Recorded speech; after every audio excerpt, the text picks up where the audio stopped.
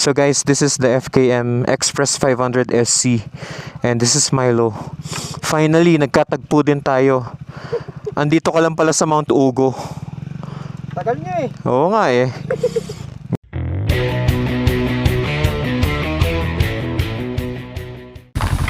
...1942. Ang bundok na to ay hindi para sa adventure, kundi para sa kaligtasan. Mula Cayapa hanggang Itogon, ang Mount Ugo ay nagsilbing daanan ng mga sundalong Pilipino at Amerikano sa gitna ng digmaan. Ngayon, binabagtas namin ang parehong landas, hindi para tumakas, kundi para alalahanin. Ito ang Mount Ugo.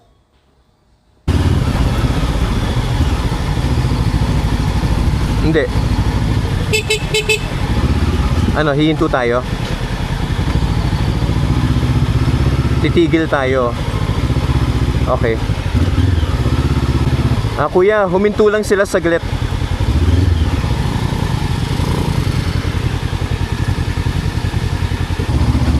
So one thing I like about the ARY sa slow speed niya is, tingnan nyo to guys ha, I'm in second gear. Yan, running at 22-23 kilometers per hour. Nakabitaw ako sa clutch. Pero kahit na nagsa-slow speed tayo, hindi nagva-vibrate, walang jitters yung engine. Okay, wala siyang signs of stalling or parang wanting to go to first gear. So, I really appreciate this about the ARY. And ito yung sinasabi ko na improved torque niya.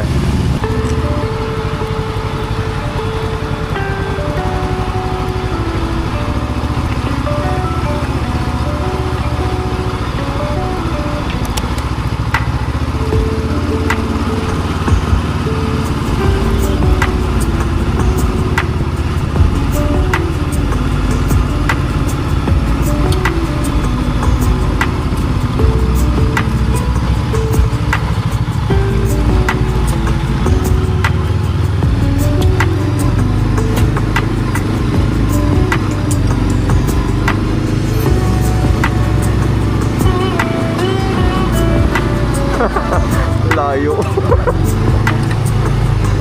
Walang ganito sa Marilaki ha.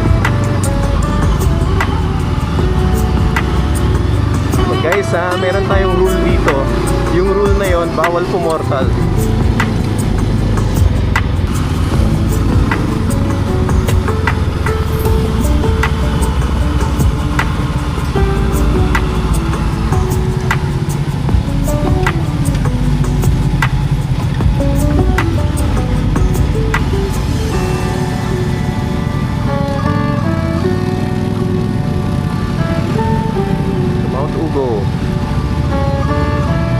Keep right, keep right.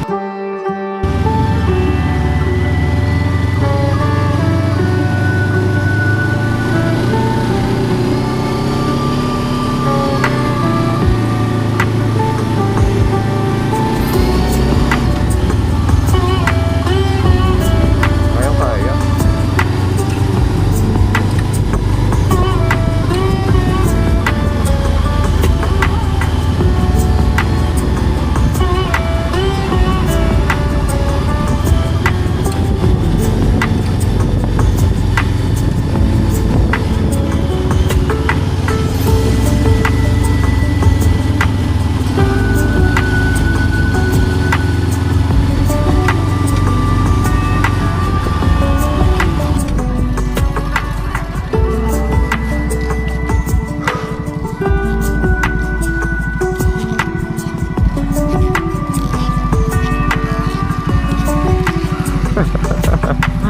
Woo! What a view!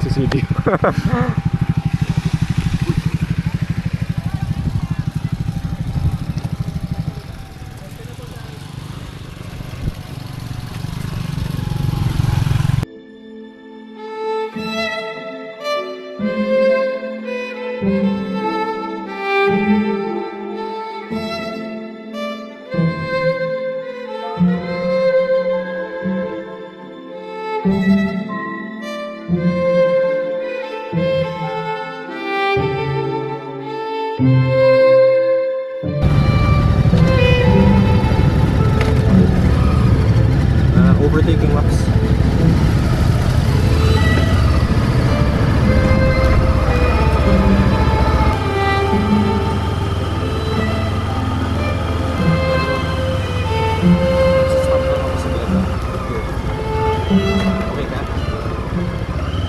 Guys, for the FKM ARY 500, meron tayong feature where we can turn off the traction control and as well as the rear ABS. Yan. So, and it remembers it. Right? So, if I turn off the key, I turn it back on.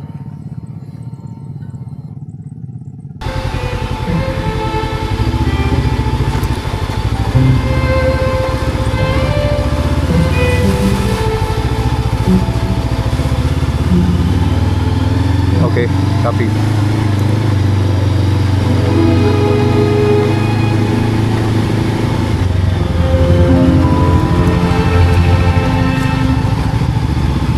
Anong linya? Okay. Kahit saan? Alright.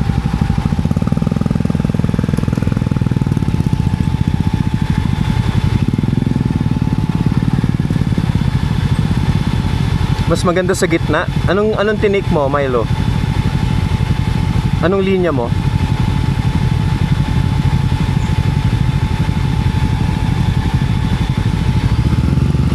So routes any line.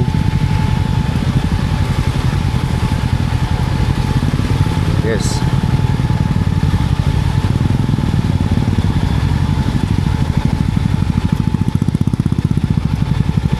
Woo!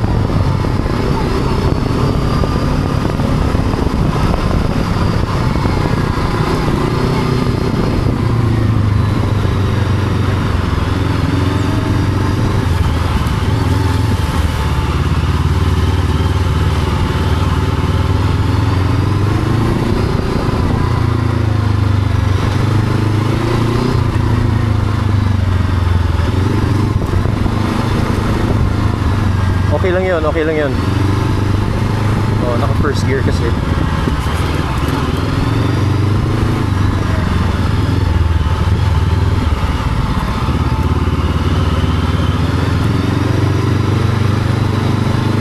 Okay lang yun.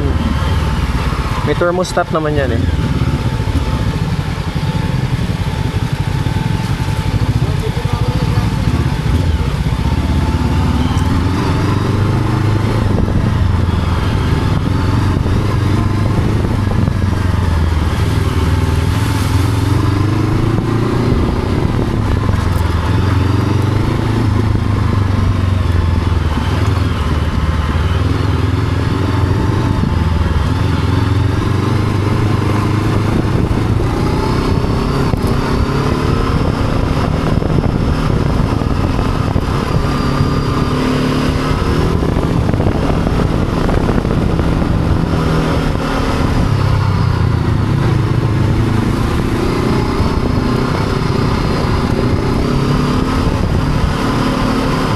Grabe.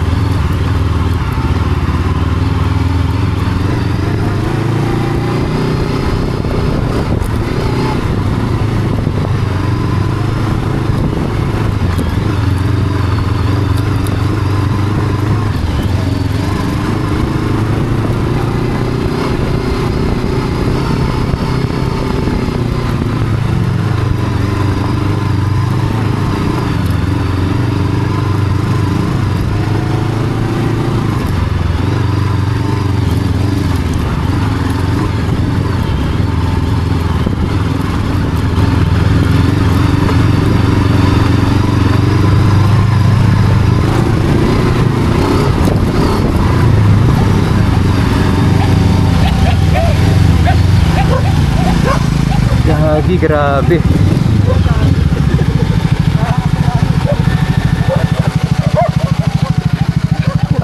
Yung bikes, Milo, kayang-kaya niya yung off-road dahil sa suspension. Oo, actually. Pati yung throttle response niya. Tama lang siya, hindi siya nag-overslip. Yun, no? Hindi siya nag-ano, hindi niya ginagano ng lupa. Oo. Kaya Teka, ako, nice. ang dali niya bigla. Para Ang dali niya bigla. Para Teka. kung naka-dirt bike. Parang nga naka-dirt bike, grabe. Guys, ang laki ng motor na to, pero... check natin si SC.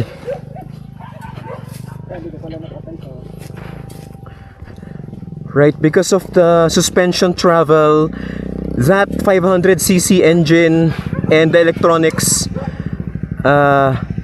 bali wala lang sa kanya yung putek. Wala. May kapit, kayang-kaya niya. It makes difficult trail easy. Wow, good job FKM, good job. Solid tong bike.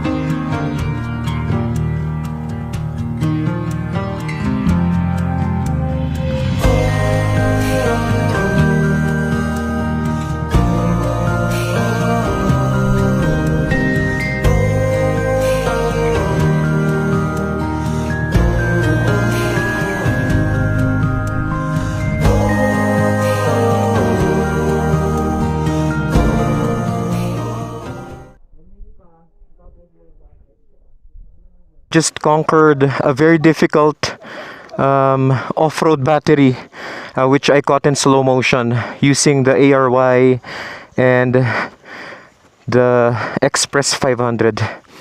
And gusto ko lang sabihin na yung suspension nitong mga bikes na to is really very good, and it has allowed us to be able to reach this point. Kasi yung suspension niya yung nag-a-adjust.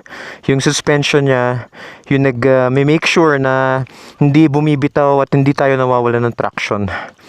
Ito pala si Mavs. Ayan. Tingnan natin yung dinaanan lang natin ngayon. Pakita ko sa inyo.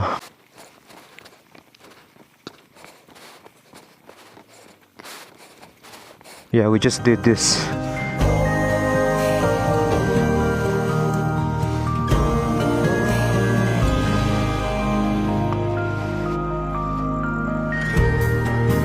So this goes downhill.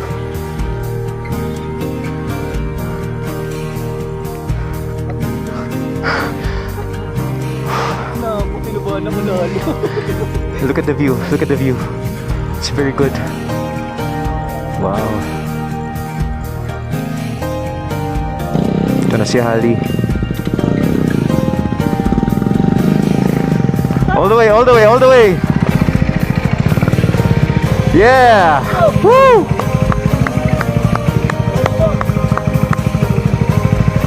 Nice one, Hali. Fucking hard. It was fucking hard. Oh God. Woo! Tangina kong basa yan, imposible to. Ali, hirap to. Mahirap siya pero may traction. Oh, Kinuha ko lang yung, di ba nandito siya? oh. Tapos pagka gumanon, makikita yung ang lalim pala. Right. Ang taas pala na. Ang taas, taas. Takot dun ah. Talagang you have to trust your motorcycle to be able to do that. Oo. Tsaka ano, momentum. Hindi ka pwedeng minto. Hindi ka pwede uminto. Oo, tama. Pag uminto ka dyan, kasama mong times 2 yung hirap mo. Coach, sorry ha, sinagot kita ulit. Grabe guys, we just conquered Mount Ugo. Wow. Ang galing ni ARY. Actually, lahat ng riders ngayon, galing ng team for successfully doing all of it. Galing. Oops! Teka lang, Wax. Do not lift. Kaya ka na. Isa pa. Okay. 1, 2.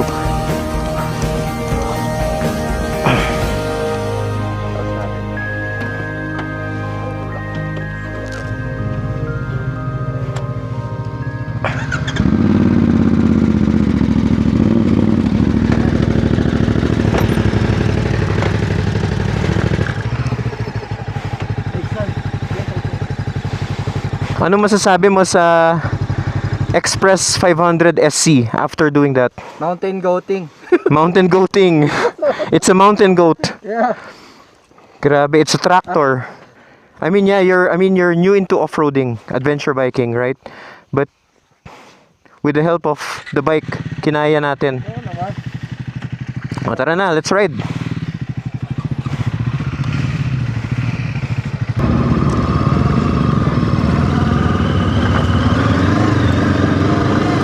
So nasa harap natin si Express 500 SC. And dala ko ngayon si ARY 500.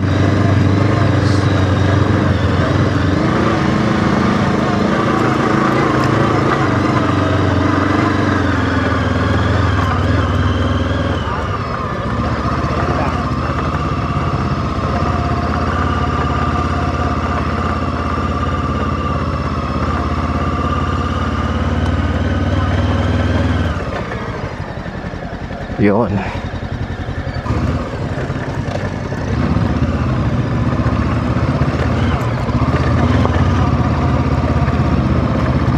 For those who are considering of getting a dual sport motorcycle, I think I can confidently say right now that any of these two bikes na pipiliin ninyo,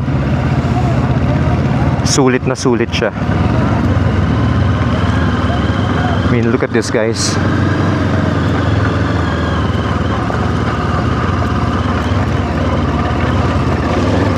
Here we go again.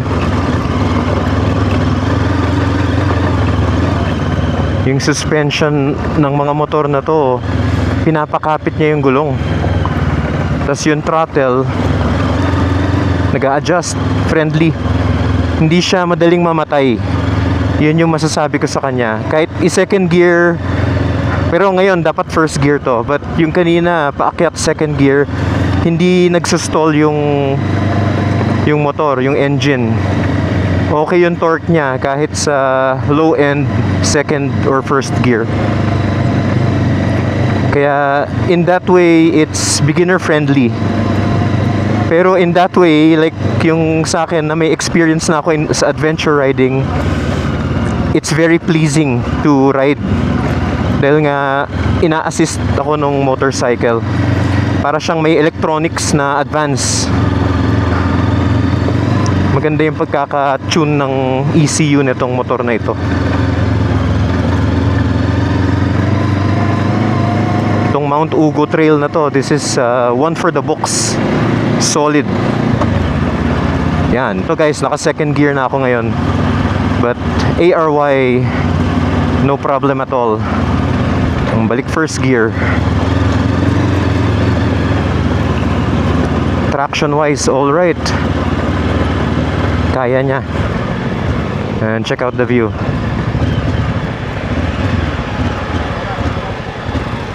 Grabe. Wow. Look at that.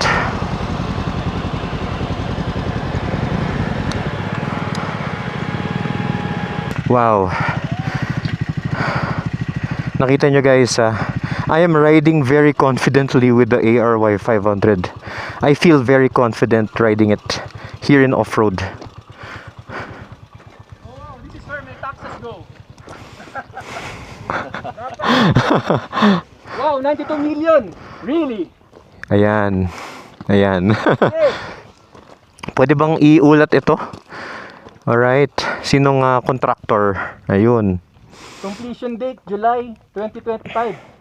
So tapos na to. Maraming salamat.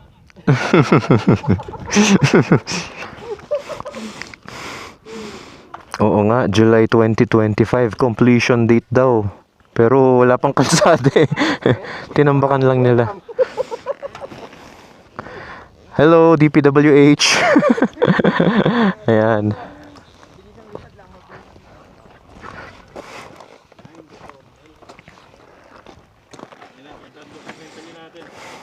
Grabe.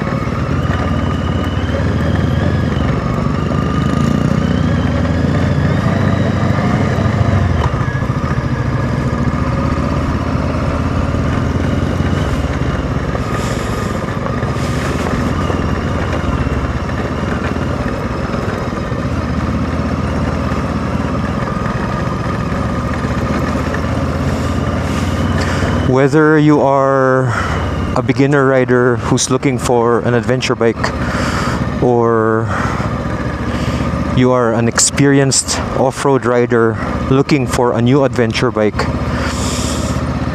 after today's ride, I'm now a believer that FKM's new line of adventure bikes and scrambler, these bikes will not disappoint.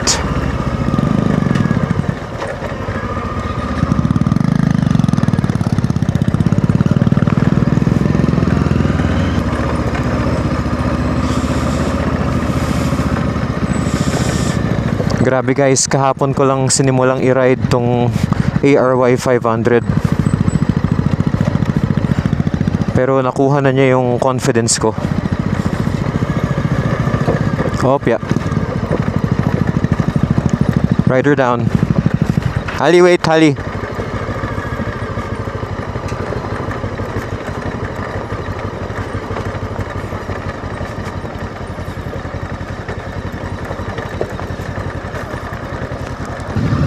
And that guys is the FKM Express 500 SC. Kita madinig, coach. No, I'm talking to the viewers and featuring the bikes. Ba? I'm recording. Ha? Nagre-record ako. Ah, nice. Yeah. So guys, this is the FKM Express 500 SC. And this is Milo. Finally, nagkatagpo din tayo. Andito ka lang pala sa Mount Ugo. Tagal niya eh. Oo nga eh.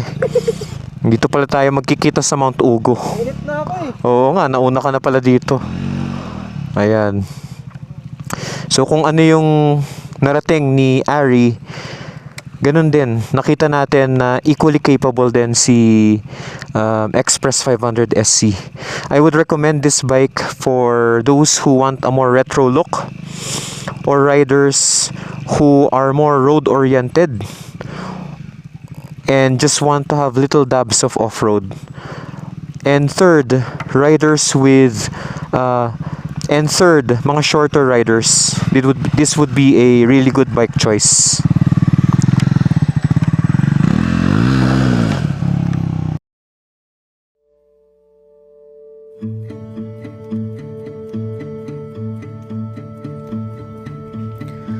This mountain never gives anything for free. Every climb demands control. Every descent demands respect. Long before us, this same trail tested courage and endurance, without engines, without safety nets. Here, you don't just ride Mount Ugo, you earn it.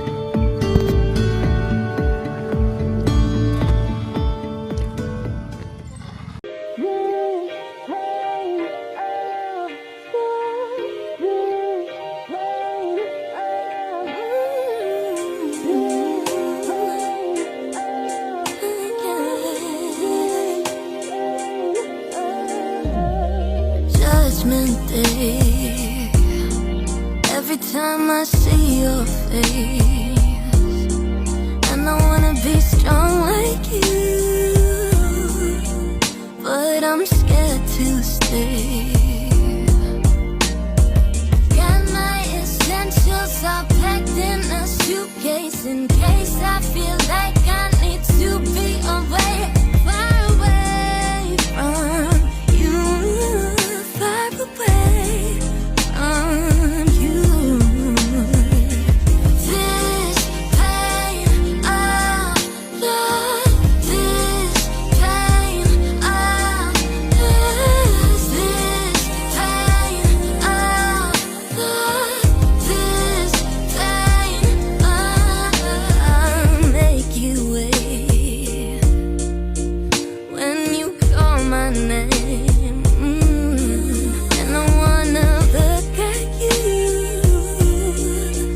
but I'm so ashamed, yeah.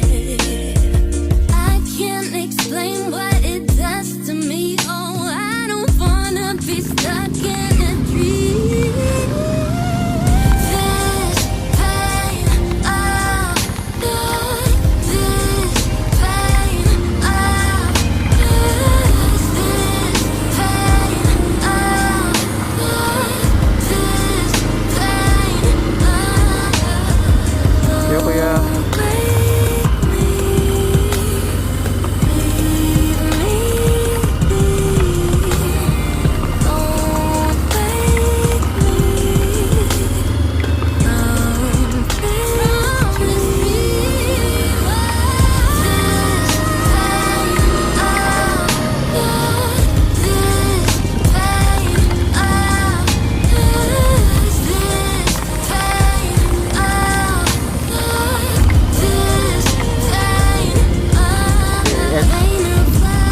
Edzo here.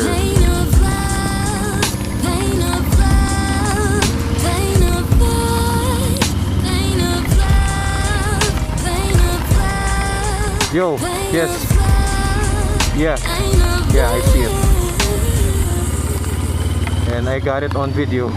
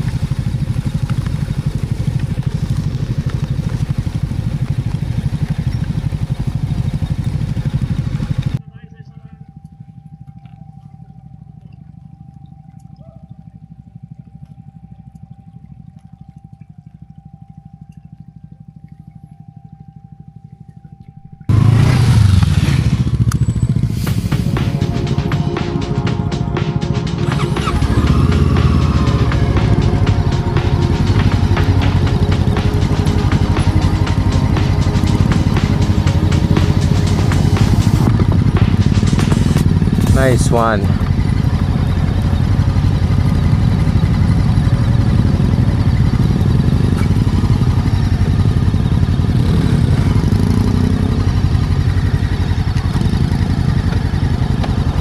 Clear, clear.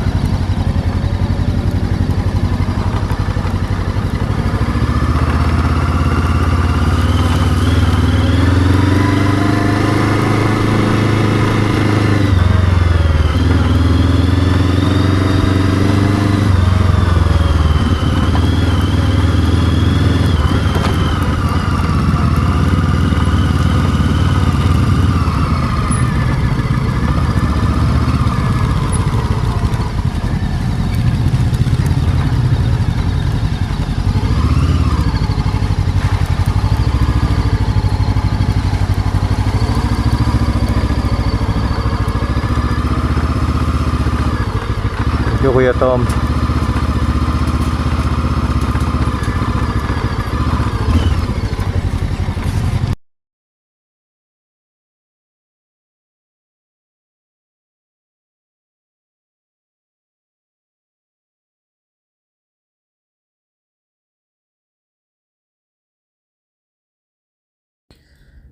Hinding-hindi ko makakalimutan itong ride na ito. Sa bawat ahon, sa bawat lusong, sa bawat tumba. Mount Ugo has certainly earned my respect.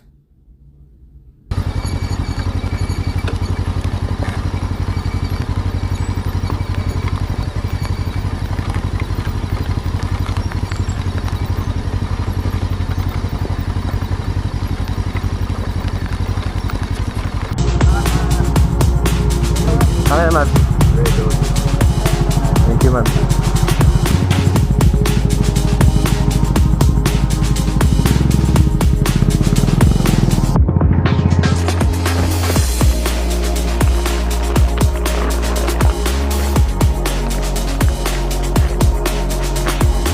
Brownie. Wax.